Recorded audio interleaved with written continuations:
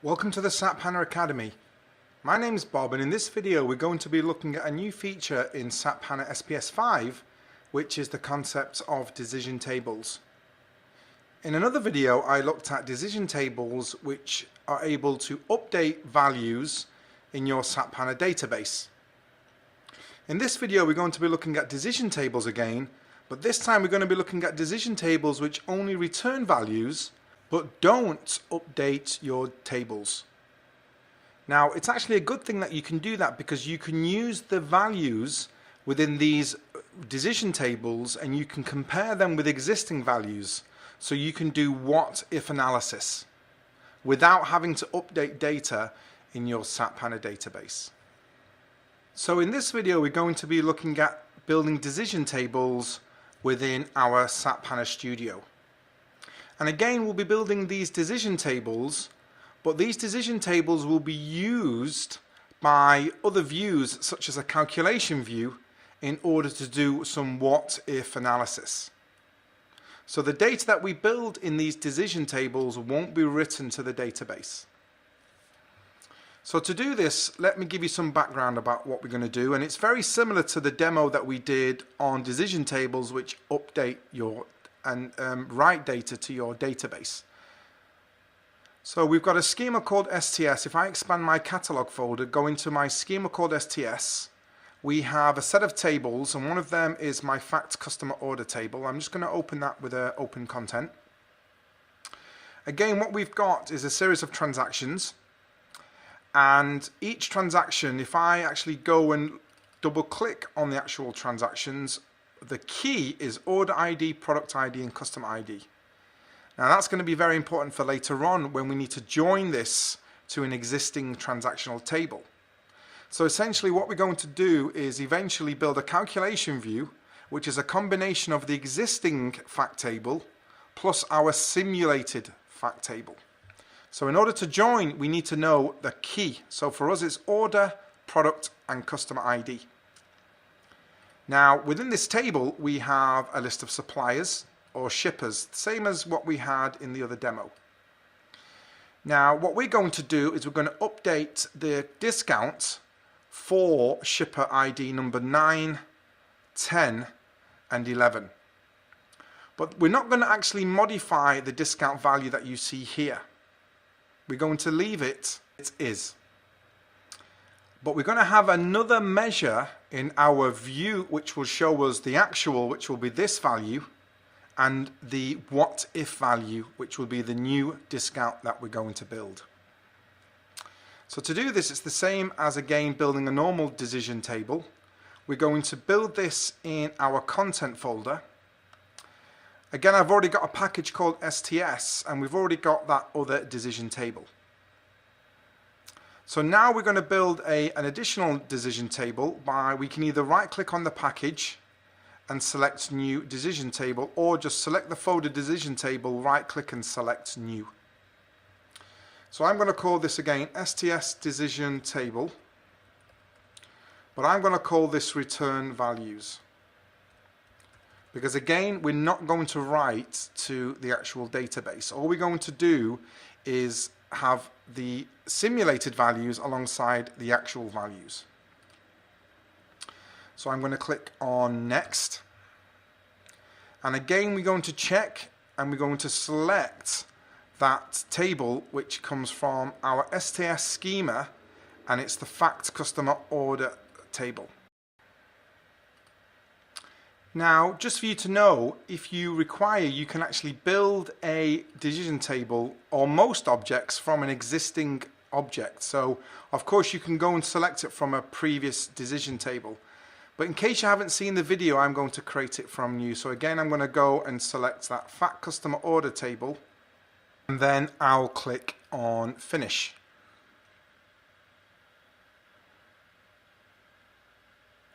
So now that we've got our source table, you can see our decision table. What we need to do, like last time, is we need to have a condition and an action.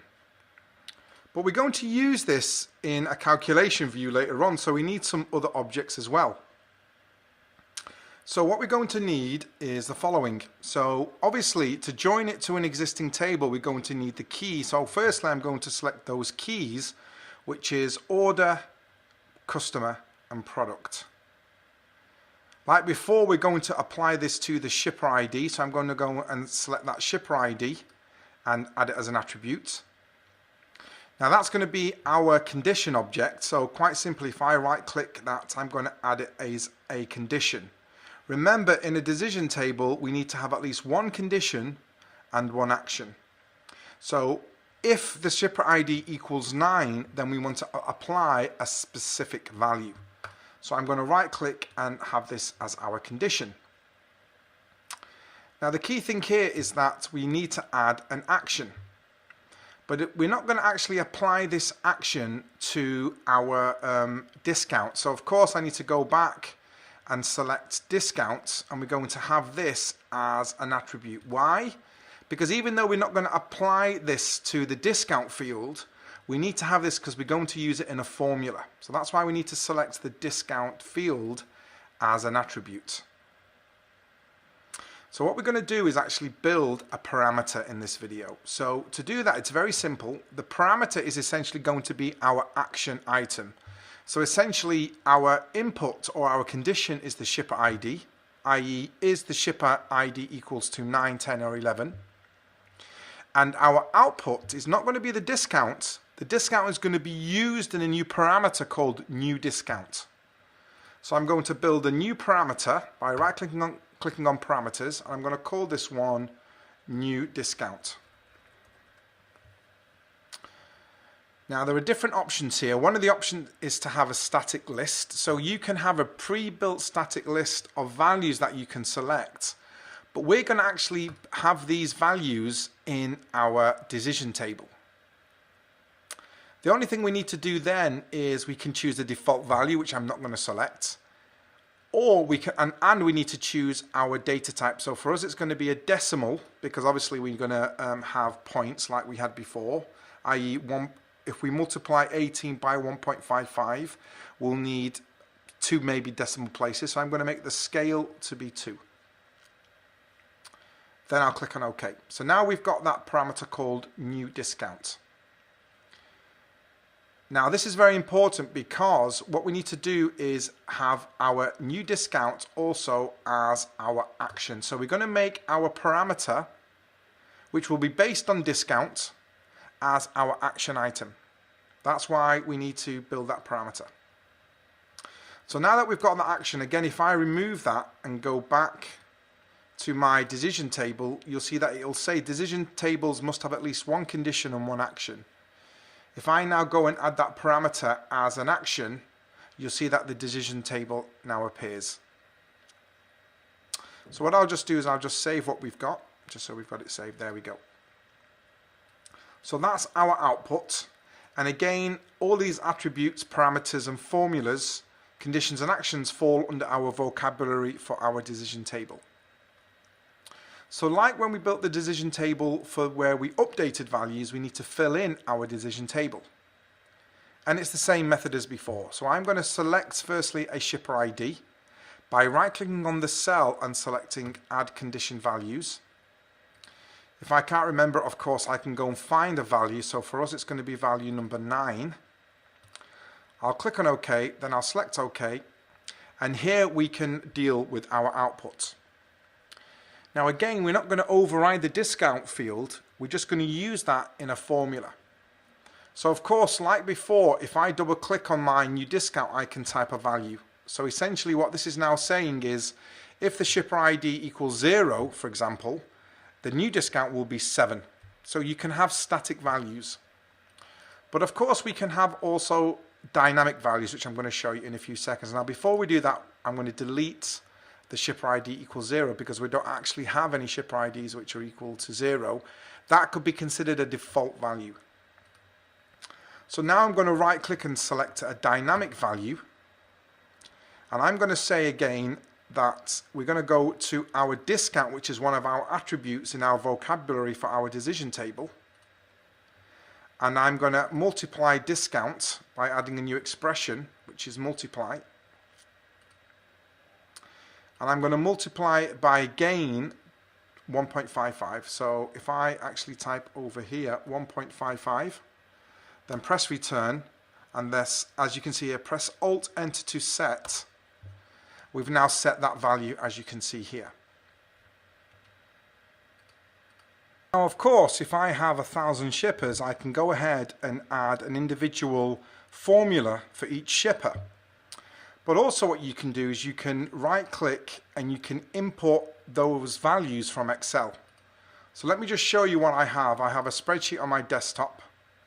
So I'll open it up just to show you the required format.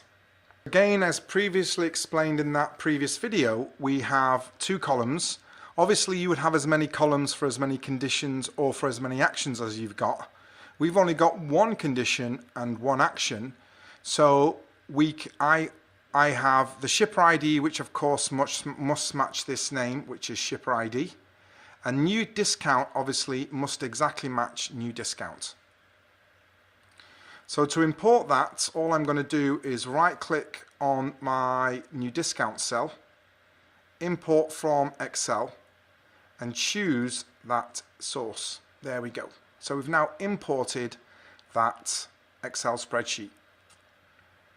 Now what you can actually do is make these conditions very elaborate. So you could have, for example, if the shipper ID equals 10 and the customer equals 5, and if the date is between two values, then we need to output a specific discount. So you can make these conditions very elaborate. And again, just to quickly show you, for example, if I was to go and add this as a condition, you can see we can make these very elaborate by adding multiple conditions and having an or. So, an and. If shipper ID equals 9 and customer ID equals 4, then the discount must equal this. This coding can get actually quite elaborate. So now that we've actually added our actions to our conditions, we can save what we've got. So I'm just going to save all. Then I will validate just to make sure that there's no problems. You can see that the validation completes successfully. And lastly, I'll activate this decision table. And we can see here that it completed successfully. So now that we've done that, we can actually view the results. So if I now go to close my job log and click on my data preview, if I go to the raw data, you can actually see the old value, which is discounts, and this new value. But again, you should note that if I go to the fact table, we haven't executed the procedure yet because all the procedure is going to do is return the values. So this is the old value, this is the new value. But again, just to confirm, if I go back to my data source, if I go to my fact table and go to my open up the content, if we go to shipper ID number 9, for example, which is the first one, the discount should still be the same, 27.9. It hasn't actually changed.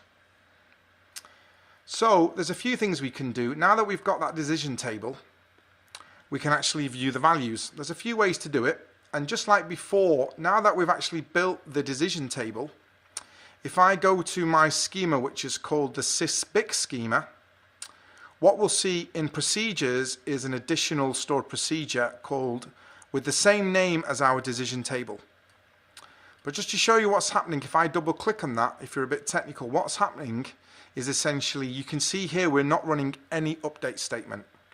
We're simply selecting the values, loading it into what's called a table type, and then saying if the shipper ID equals 9, apply specific discounts.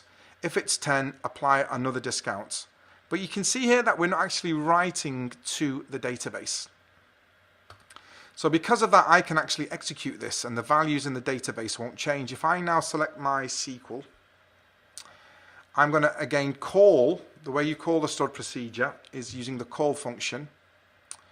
I'm going to call the one that returns the values. The only thing that we need to add at the end is a question mark and click on execute. Again, what we're actually doing, we're executing the stored procedure. We've got the old value and we've got the new value. But again, if I go back to that fact table in my STS schema, and I open up the fact table and do a data preview or data content, what we'll see is for the shipper ID equals 9, the value is still 27.9. It hasn't changed. So then the question is, well, how do we actually use this table or this data? Well, what we're actually going to do is use it in a calculation view in this example. Now, before we build that calculation view, let's go ahead and look at where the actual data is. How can we actually see the data?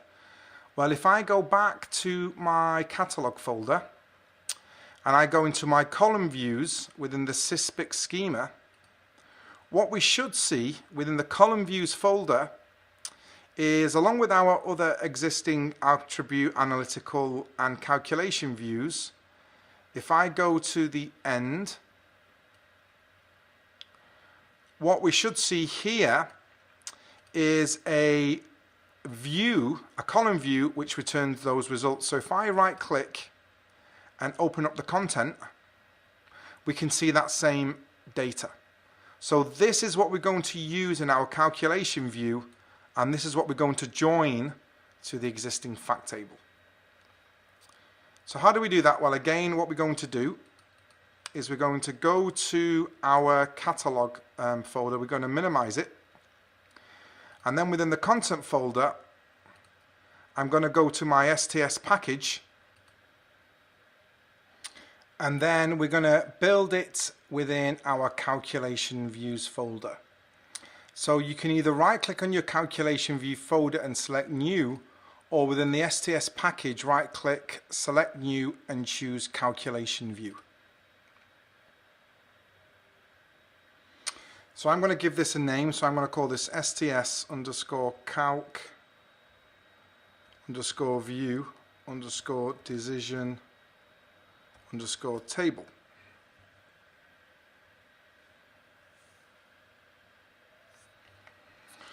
There are two ways to build a calculation view, and of course calculation views are explained in depth in other videos. We're going to choose the graphical view type, then I'll click on next. We then need to choose our data source. So for us, we're going to choose two objects. The first object obviously is going to be our primary fact table. So we get that from our catalog folder within the STS schema. And within tables, what we should have is, and what we need to select is our original fact table. So that's the fact custom order table. So having selected that, what we also need is our other table, or our simulated decision table. So we can get that from our SysPic schema. So I'm going to minimize my STS folder or schema, go into my SysPic schema, and within column views, if I scroll down right to the bottom of my column views, what we should have is that decision table view. Here we go. That's the one. So we're going to select this as well as a data source by adding it, and then I'll click on finish. So now that we've got those both data sources, all we need to do is join them together. So that's why we needed to add the join within the original decision table. So from our tools palette, I'm going to go ahead and select a join object. I'll place it on the canvas just above the two existing data sources. And then of course all we need to do is actually select our fact table, join it to our join, and then join our decision table, and again we're going to join that to that join as well. So now that we've got those two sources included in our input, the next step is essentially to join those two tables together. So again, that's why we had to add in those three keys. So for us, of course, it's going to be customer ID pointing to customer ID. It's going to be product pointing to product. and order pointing to order.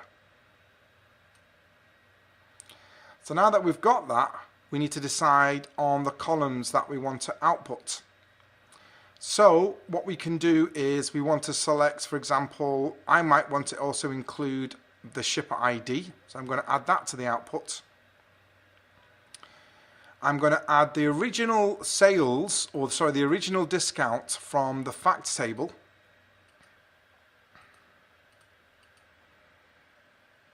There we go. So I'm going to add the original discount from the fact table, from our historical fact table to the output. And of course, we're going to also add our new discount from our decision table.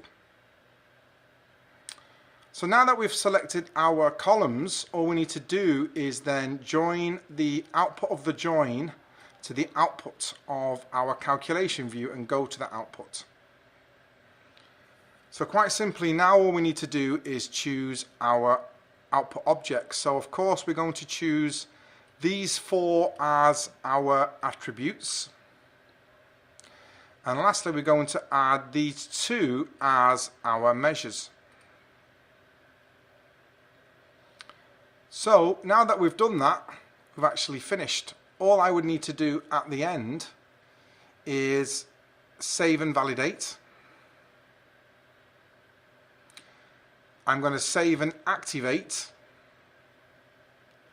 And now we can go and have a look at the results from that decision table. So we can do this by right-clicking on the table and doing a data preview. And if I go to the raw data of that view, what you'll see here is as follows. So here we have the join, which is the customer product and order ID. Here we have the shipper ID, and of course where you've got the value which is shipper ID equals 2, the discount from the historical table remains the same, although we added no discount as part of our new discount object in our decision table. And of course where the object equals 9, 10 or even 11, you'll see that the original value has been multiplied, I think it was by around 1.55. So there you can see those original values being multiplied to get those new values. So that's a very simple way in which you can use decision tables to simulate what if by combining a decision table, which is like a view of data, with a historical table. In our case it was our original fact table. We can join them together and output the data within a calculation view. And again, the key thing about the decision table, if I go back to that decision table, is that it's created in a non-technical manner. So this way, if I go back to my decision table, which is the decision table tab, you can see here we can enter our business rules, or indeed we can also import those business rules from Excel and then apply them to existing data within our SAP HANA database. Thanks for watching. You can see more videos at academy.saphana.com.